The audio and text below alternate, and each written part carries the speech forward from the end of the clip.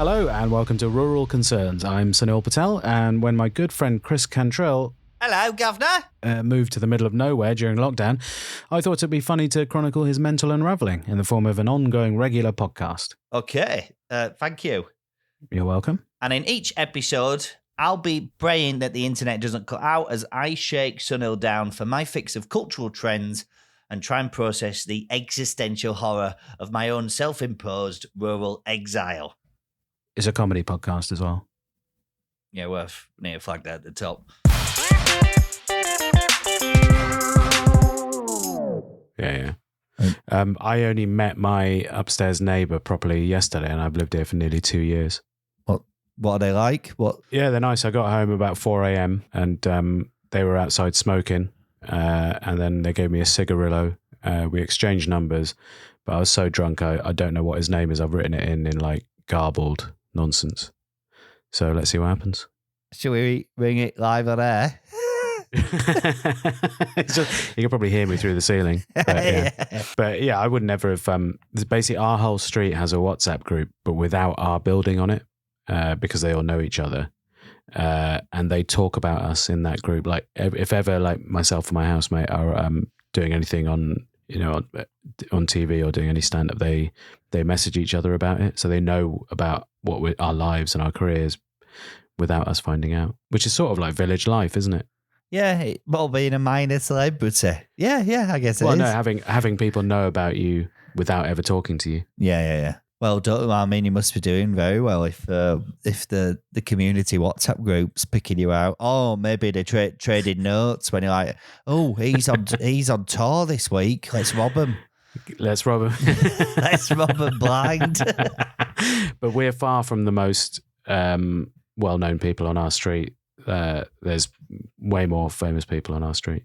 What? Is that just London? Do you live in a gated community? No, just like there's people everywhere. Like you can walk down the street and be like that. Yeah, that cunt's on telly somewhere.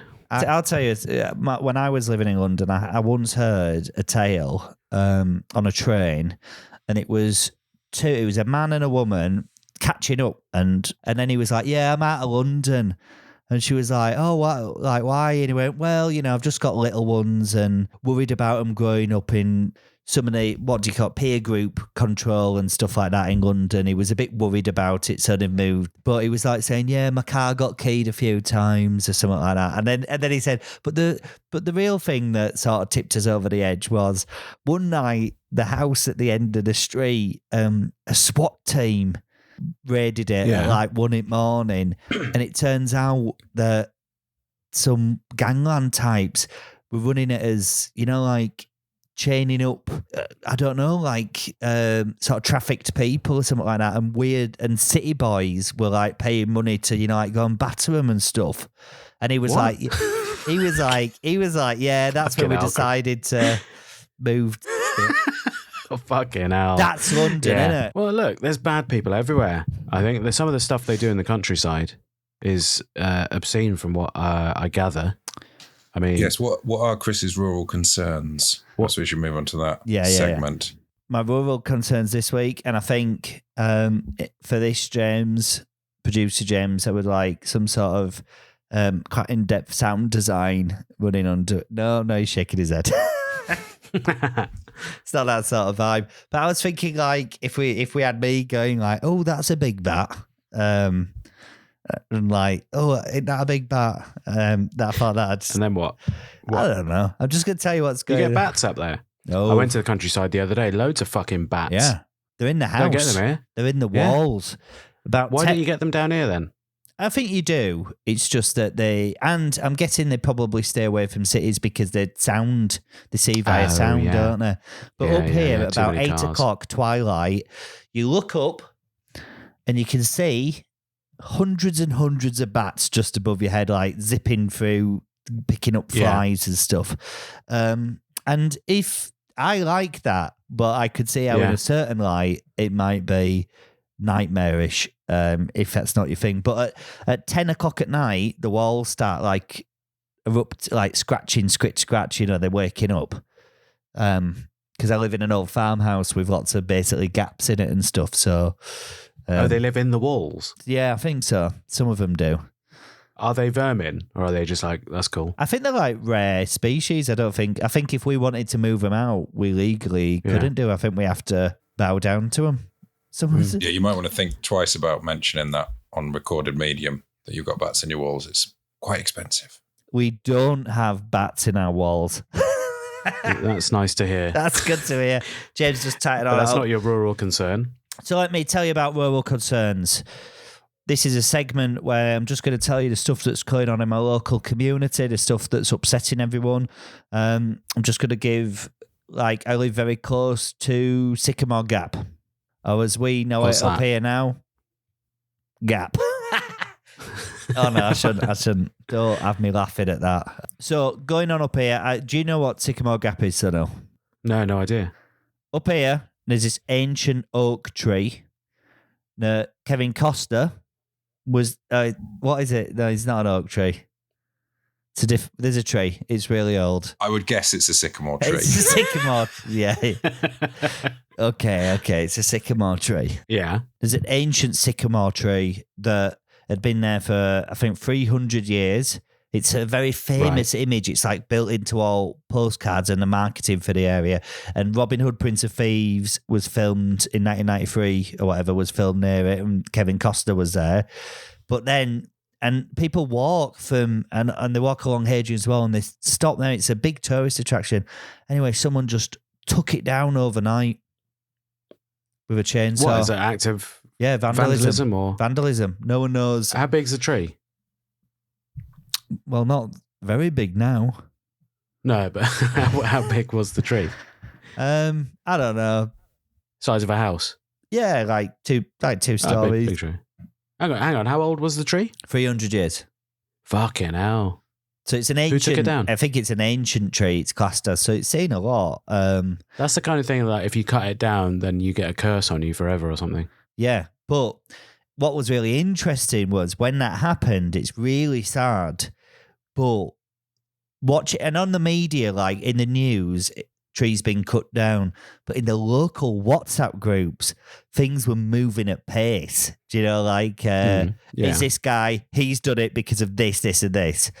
And then it never, but basically had a bit of a head start on like, this guy's been arrested. But in the WhatsApp group, I was like, oh, he's been arrested because of this. Do you know, I was getting more intel. It was exciting, but obviously overall a tragedy. And it just gave me the sensation that it is quite risky around here if like misinformation gets around quickly. Do you know what I mean? There's no police around to protect you from vigilante justice, is there? From the will of the rural land. Yeah. So that's it. So that's one, but that's fine. That's happened now. And that's so what happened? Who got caught? Did anyone get caught? They arrested 2 people. I probably won't go into exactly who, but both were. I don't think they had any evidence, so both were let go. Right. So it's unsolved, and they're like looking at what happens next with the area and stuff. Whether it's replanting another sycamore tree, or whether it's making some sort of installation. And apparently someone was going, let's get another tree in there. But apparently someone was saying we could get the lad that done the Angel of the North sculpture to do things. I was like, shut up with your tree. I want an Angel of the North there. That'd be cool. Could you get yourself onto the planning committee for that? I could try and wrangle it. Yeah. So rural concern 1, Sycamore Gap. That's an ongoing issue. Okay. Rural concern 2, I'll just tell you, there's been a schism with the Domino's Club within the local community.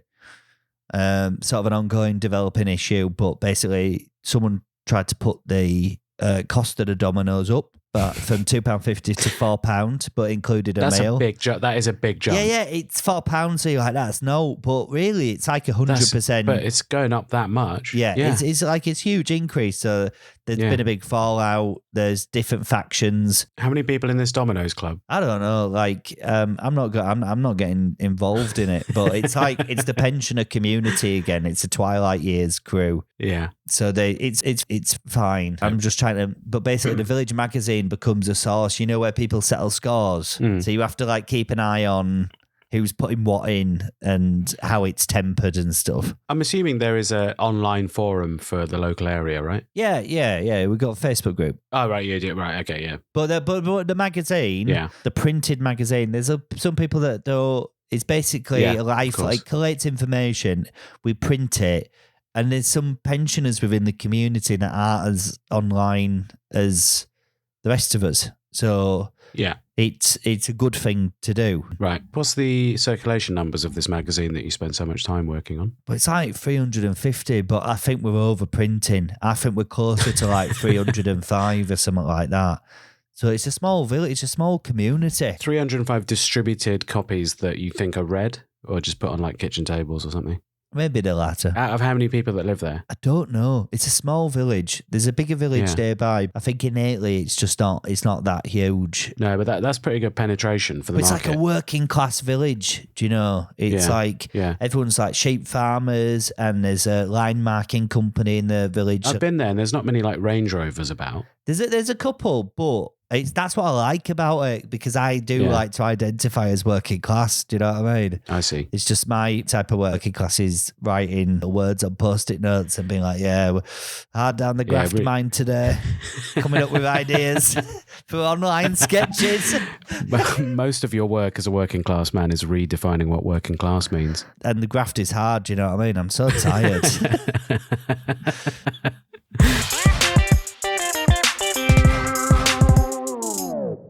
So overall concerns, final one is there's a decaying badger on the walk that I do around the village in the morning. Yeah. Just in terms of an update, it started off in the middle of the road. I didn't touch it, but someone did because it moved to the side of the road and now it's just sort of decaying. So I'll come back to that. No one comes around to collect dead animals then? They just leave them to rot? Who would that be, Sunil? The police? I don't know, just like the council? No, not around here. There's so many dead animals. Yeah. If you drive down the road, this is when I moved here, I was like, it's only a matter of time until I hit an animal. And I did. Oh, what'd you hit? I've hit two things. The first, the most significant was I hit a baby deer. Yeah, it's bleak. I caught its back end. Oh, but I was on, and I couldn't stop because I was on a. You're jerking off so hard. It was bleak. It was. I couldn't. I mean, if I'm totally honest with you, I still think about that once a day at least. Well, what you got to do now is kill loads more so you forget about the first one. Well, the other week I killed a hare. Oh, another sweet animal. And I was driving to a show. One of the best shows I've ever had in my life. So now I'm thinking, is there some sort of... What's that? What does that say to you? Some sort of sacrifice mechanic in play? I don't know. To the god of stand-up. But the last one, the hare, I didn't think about that at all. Oh, God. Totally numb to it. But there's so many like pheasants. Yeah. I saw a barn owl, a dead barn owl. That was mad. Why? Why was that mad? Just because it's like you don't expect to see a barn owl, let alone a dead one in the middle of the road. Yeah. And they come out at night and you can see traffic coming at night, can't you? Yeah. Stupid owl. Are you near any animals down south? Well, we catch a lot of mice in this house. My flatmate gets quite attached to them, gives them names, catches them, starts crying, and then we've got to walk half a mile to a big park to release it. And then 3 days later, there's loads of fucking mouse shit on the counter again. They're not going away. I think. So those are the only animals we get, really. And slugs. Yeah. Yeah, we get slugs as well. Do you like wake up and the trails are all over the house and stuff? No, we haven't got them inside the house, thankfully, just in the garden.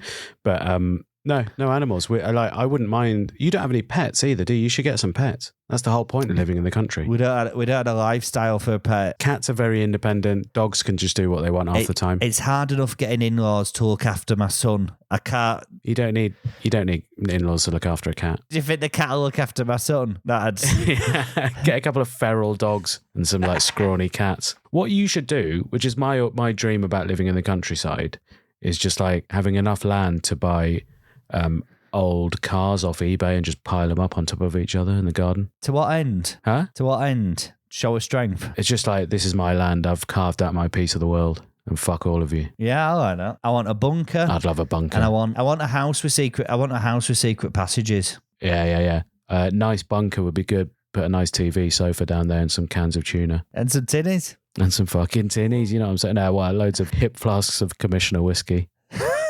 Yeah. How often do you have to go shopping? Once a month or something? Oh, Do you get God. a cardo out there? We do, but we don't. I basically have attention focus challenges and I keep forgetting stuff. So we're routinely having to pop out to the little co-op. What are the opening hours? It's like 8 o'clock or something till 10 o'clock. That's better than my local shop. But it is like a 15-minute drive. Oh, right. Okay. Yeah. What they've got in Sweden in rural communities is like they just not airdrop, you know, like they get a helicopter and they drop a little like porter cabin. And inside that porter cabin is a tiny little shop. You can just walk inside and it's all like self-serve. You should get one of them. And every day they just like pick it up and fly it off. I don't know. I saw it on YouTube. Did you get that there? Oh, we don't really get the internet, really. Like, I'm surprised we've lasted this long. But if we're moving a little bit into the big city of the middle of the heart of the village is the plan. Yeah. But yeah. my PC's absolutely jiggered because like rural surging power has like ruined my network card. But we have like, right. You know what? I'm going to do an internet speed test now and we can put the results in. Whoa. What website is that? The internet speed test. Shall I just Google Google internet test? speed test and Google brings it up. Oh, it's not that bad. I've got 67 download. Okay. And upload? Very important. It's coming up 10. Mine's much worse. Is it? 34 download. And I think it's going to settle on about 2.63 upload. Yeah, that is bad. 140, 134. Whoa. Is that your upload 134 speed? upload. We just got fibre on our street. Yeah, okay. That's it. We don't have I fibre. was thinking of starting a Twitch stream, but I need a Rainbow computer. You don't need it.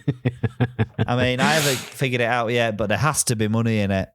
So far, I'm down £1,500, but that's a jigsaw piece, and I'm sure once I put up a couple more corners in, there's big money's going to come rolling in. What's Sunil's cultural highlights? Sunil Patel's cultural highlights of the month. What's going on in the big city? Because the stuff that's going on in London, when I'm down there, I'm like, I'll see a poster for something. I'm like, what's that? And then, like, literally 12 years later, it's touring. Do you know what I mean? Like stuff. Yeah. So, do you mean live events, which I don't like? I mean, like, what's going on? What are the trends? Are people wearing like stuff with their hats, or is everyone wearing a mask? Some people are wearing masks on buses and the like. Yeah, but apart from that, not really much going on in terms of like fashion that you wouldn't already be aware of with the current shacket craze that's taken over the middle-aged men of this country. Apart from that, what I've been doing is visiting lots of little restaurants this month. I've been going to lots of little restaurants in my local area because there's about 1,000 here. I also went to a Michelin-starred restaurant this month. Okay, what was it called? I don't think it's Michelin-starred actually, but it's a St. John's restaurant. And I had a spotted dick. And apart from that, I've been trying to work my way through all the greasy spoons in my area. And I've done about 4 so far. And every single time I've walked out of them, I felt absolutely awful. But I keep going back. Absolutely awful. The one I went to yesterday was the menu. You'll get these absurd menus down here, and it's like it does obviously English, full English. It also does lasagnas, curries, stews, kebabs, and American pancakes. And they they basically just try and do everything. And it's like, it's fine. Everything's fine. It's like whatever someone comes in and asks for, they'll do it. And it's like, well, someone's asked for it now, so but burritos on there. Yeah, but I've always long since had I think I don't like a place that, like, I think you should have a specialism, I don't like a place that does pizzas and kebabs and fish and chips and stuff like that. It's like, and I think I want my fish and chips done by a white lady called Linda, lazy, and fish shops are, because they only open at like odd times, don't they? Like they only open like Tuesday, Friday lunchtime from 11 o'clock until 1:35 or something like that, and that's like lazy times. But apart from that, because I don't do any of the cultural stuff in London that would interest people. I actually don't like crowds. I don't like live events. Don't like buses. Don't like people on pavement. That's why I moved. I lived in London and there's all this cultural stuff, but I really looked at what I love doing. And if I'm really honest with myself, back then it was smashing tinnies and buying secondhand computer games from CEX. Yeah. And CEX has branches all over the UK. It also sends you stuff by post. You don't actually need to go in the I shop. don't need to go anywhere. So we're like, we can move. And I can still go to the theatre once every 2 years. That's fine. Actually, to be fair, I've been going to the theatre a lot here, and I regret not having gone before because I'm like, this is good. It's a shame. It's like 50 quid a ticket, but I am now getting to the point where I'm like, I'm going to try and make the most of this. Yeah. What's the last play each of you saw? Last play I saw was The Effect at the National Theatre. Heard of it? No. What's it about? Oh, no, have you heard of the National Theatre? Yeah, is that where they did Harry Potter? Is that where Harry... No, I saw it. It's about a medical trial, but it's very, very good. I didn't realise, I always thought plays were like, they'll just stick a load of lads on the stage and I'll just watch that. This one was like in the round. The stage was incredible. It's a lot of money spent on the staging of it. It looks amazing. And I wasn't bored. I liked it. I think he's gone now, is he? He has froze. We got a new section called Chris the Racist Gourmand, though. I'll make a bed for that. Yeah, great. I think it's Rule Britannia. Chris the Racist Gourmand, and what animals has he killed this week? And what does he want to kill? I suppose hopefully he should log out and come back in again. Yeah, I have a lot of things I change when we do another recording for myself. Mm-hmm. My computer fully crashed at the point, like, I don't think it's ever crashed before. That's crazy. That badly. What, fully just reset? Yeah, just turned off. Like, as I was feeling really smug about Chris's computer. How's Chris's crashed? That's insane. He thinks his internet has gone. Oh, is it? Shall I ask him to hotspot just for audio? Well, I'll say that, yeah. Make me sound official. Oh, sorry, I just did it. Oh, you've man. Yeah, get him to turn his camera on. My internet's gone. Oh, fucking hell. Is that just the camera off? That's good. Yeah, that's a bit better. Could we do it via... Ask me what play I've saying. I thought you were going to talk about the play you directed. Oh, I did a play. I directed a play in the village. It was Arts Council funded. Well, it's about, because I live in a Roman history place. It was called it was about the Feast of Saturnalia. Sorry, James, is that going to record clean? Yeah, it'll record on his thing, so the glitches won't come through. Just tell us the name of that play. And my father-in-law was the main character, and on day one, he sort of said, I think the script's just sort of a starting off point, a guideline. And I was like, but could you do it as written? Could we try it as written once? Sounds like there's lots of shagging in that. And yeah, I did that, but it was called, what was it called? It was the Feast. It was the Feast of Saturnalia. Yeah, and I've had to shift to my phone now because my internet crashed because that's the countryside, which is good for uploading content. I reckon we're done. Let's. I will stop recording now. Yeah, that makes sense. I'm all right. I'm fine. I'll do it my own. Just make talking to yourself. What do you like? Are we sort of done?